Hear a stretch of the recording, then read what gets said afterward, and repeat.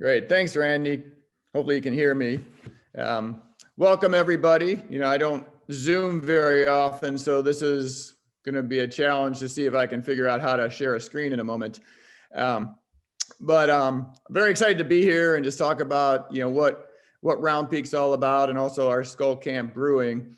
COVID obviously has affected everybody, and we're no different. So I'll chat a little bit about how that's affected us and what we've done. Luckily, no one in my personal family, nor in our business has had COVID. So we've been very lucky so far, and hopefully that continues. But I want to kind of key in on something Randy said just a minute ago before I get started. We're actually over 200 and closing in, I think, on 225 wineries in North Carolina. Now it continues to grow at a quite a fast pace. Maybe not quite as fast as the breweries these days, because they've really taken off, as well as obviously I think we've seen here in Surrey County. But I want to do a shout out just real quick to Sayre Vineyards, which opened very close to us recently. Golden Road Vineyards down a little bit south of us, not too far from Shelton. Hayes Gray, and Hidden Vineyards. So just within our county, within the last 6 months, we've had 4 new wineries open, and it just continues, really an exciting pace for all of those in the industry, because our industry is based on tourism, and the more wineries we have close to us, the better everybody does, because we begin to have a density similar to what you see in other, wine regions, and that helps everybody, and certainly, economically helps the county as well. Just bringing tourists in to fill beds, fill restaurants, and visit not only the wineries, but a lot of the other businesses. So I'm excited to see that trend continuing, and hopefully it will continue here on into the future. I've heard there's at least 6 more in the county working on opening. It just astounds me how quickly it's happening. And for somebody, and I'm president actually of the North Carolina Wine Grower Association right now, and it astounds me that I can't keep up on how many new wineries are opening and where, so hopefully that's a trend that continues. But a little bit about myself. I'm Ken Gulaian. My wife, Carrie Hurt, and I purchased Round Peak Vineyards as an operating winery back in 2008. So we're going into our 13th year now in this business. And certainly we've seen our share of challenges along the way, but it's been a great opportunity for us. We love what we're doing. It's hard to get up in the morning and not get excited about getting to go into, work in a vineyard outside or in a winery or down to the brewery. There's always something new and challenging about it. And if for those of you who visited us, it's just a beautiful place to be working. I'm going to try to share my couple slides here if I can. I've never tried to share on Zoom, so we'll see how this goes. Does that pop up? I think you got it, Ken. You're a master. All right, well, now I got to figure out how to move it around. There we go. Okay, I got to go backwards. I started on the last page, so here we go. We're located out really close to the junction of I-77 and I-74 on Round Peak Church Road. And our vineyard has just some fantastic views. And I chose this one, which I took actually just a couple of days ago at sunset. Wow. Of Skull Camp Mountain. So we have a great view of Skull Camp Mountain. We actually have a view of Round Peak Mountain as well, where our name came from. And when we launched our brewery and our Skull Camp wines, we obviously chose this mountain, which is the dominant one. But a little bit of history about Round Peak. We were the second owners, as I mentioned. The original owners actually spent about 2 years looking for a property that fit what they wanted to be. And the number one thing is good growing conditions, good soil, good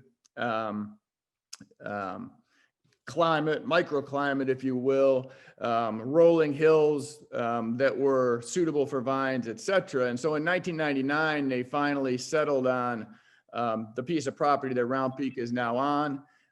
They cleared it, amended soil, did a lot of work to get it ready, and they planted the first vines in 2000. So we're actually the fourth winery in Surrey County at the time. Shelton and a couple others were before us. We were one of the very early pioneers. The first harvest was 2002, very small, just a few grapes. The tasting room actually itself wasn't built until 2004, which was truly the first full harvest we had. And it was just a small, for those of you who've been here, it's the exact same tasting room we have today, just a small building. And then the wines at that time were being outsourced to some other wineries. 2005, the winery itself was built. In the picture, it's the big black building with the Round Peak logo on it. That piece was built in 2005, and then the winemaking was insourced and to the property. Carrie and I came along, as I said, in 2008.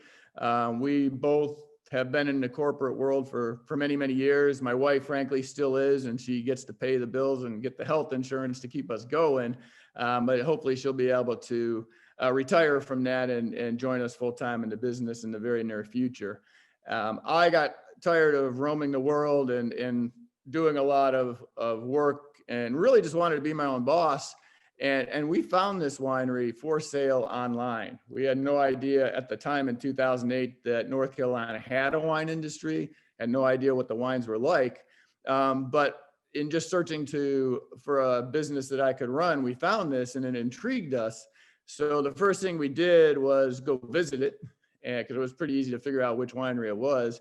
Stopped at Shelton Vineyards on the way. And for those of you who've been at Shelton Vineyards, it's a very large winery, very modern. And we were really impressed before we even got to see Round Peak that such a place existed. So we had a tasting there. We continued on up, visited Round Peak, did a tasting. Wines were good. We were very pleasantly surprised, even back then, at the quality of the wines.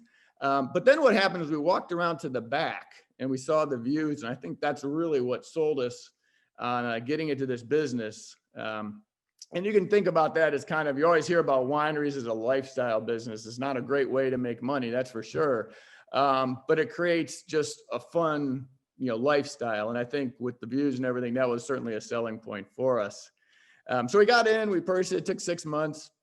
And we got into the business and, we were working the tasting room, and Round Peak at the time was very much focused on dry wines. And frankly, it still is.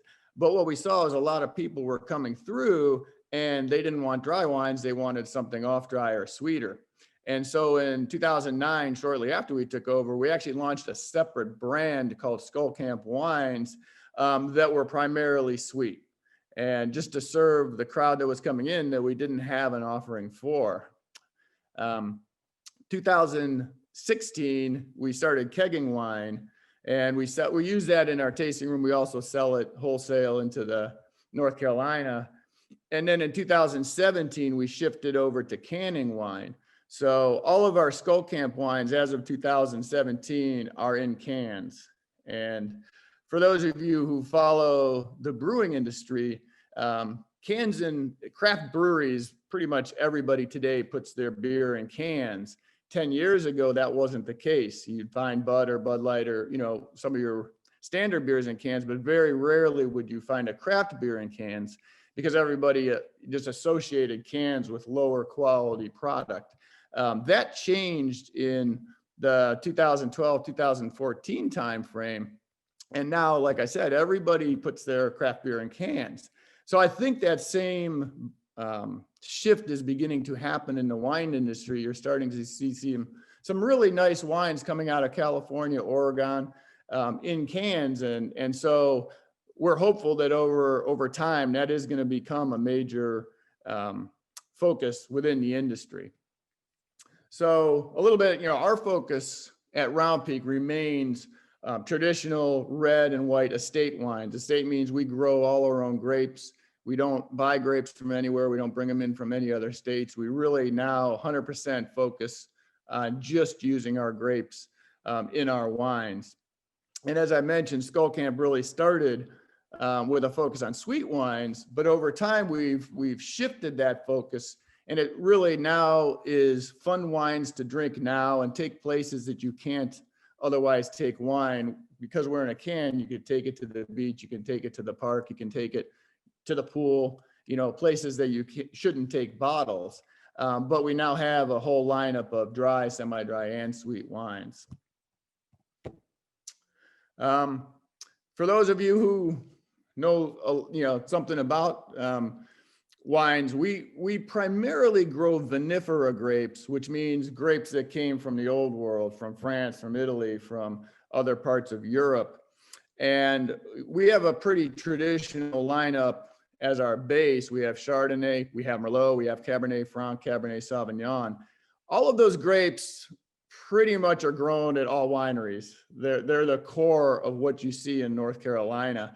And it's because those grapes grow very well here. With the soil conditions that we have, with the climate that we have, we're very similar to Bordeaux in France. And those grapes, with the exception of Chardonnay, are all grapes grown in Bordeaux. We, got started, as I said, with taking over 2008, and we started looking at what we were growing and what others were growing and what we could add to our vineyard. And we had 12 acres then, and we have 12 acres now. But what we've done over time is slowly shifted what grapes we grow. So Petit Verdot, which we planted in 2013, is a fantastic grape for North Carolina. You're beginning to see vineyards producing it. We're probably 10 or 15 now that grow Petit Verdot. It's also a French grape. And then Tannat, which is not a very well-known grape, has really gained popularity just in the last couple of years. Herrera Vineyards, if you're familiar with Herrera, Shelton, they've been growing Tannat for some time and making some just excellent wines. And I think the industry has taken notice of that. We planted back in 2016, and here this fall, we're actually going to release, or not this fall, but coming up later this spring, we're going to actually release our first Tannat. It's a great grape. It's primarily grown in Uruguay today. It's very hard to find in the US, or at least in North Carolina, but Total Wines, you'll find a few of them. Makes an intense wine, has great color, does very well in the vineyard, and it's probably the grape I'm most excited about right now that we have planted. So it's a French grape, but primarily grown in Uruguay. On the Italian side, we have Nebbiolo. We're one of two in North Carolina that grow that grape. It's very difficult to grow, but it makes a fantastic wine if you stick with it. And it's the wine that we're probably most known for at Round Peak. Montepulciano, another Italian grape, makes a great, just easy drinking rustic red, as they generally call it. Also another one that grows really well in North Carolina. On the American and hybrid side, we have two other grapes, Vidal Blanc, which we most recently planted in 2017. It's a white grape. We have not had a full harvest yet with it, so we're looking forward to this year being our first full harvest. But it's another grape that grows well and is beginning to have a lot of popularity here in North Carolina. And then finally, Norton. Raise your hands if you've ever heard of Norton.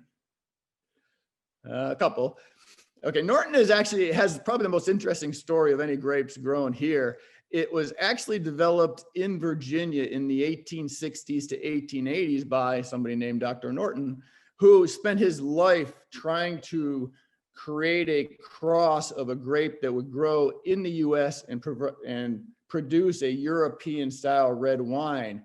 And the reason he did that is Thomas Jefferson spent his whole life, for many, many years, he was in France as an ambassador, but he spent his whole life bringing plants back from Europe, planting them, trying to grow these type of grapes in the US, and they'd always die.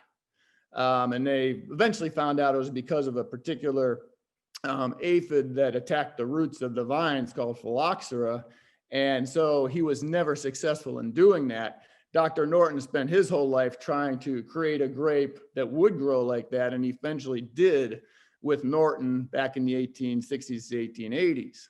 Well, phylloxera, the aphid, managed to get transported to France in I think it was in the 1860s, 70s, by somebody who wanted to start growing American grapes in the south of France, it got loose in the soil.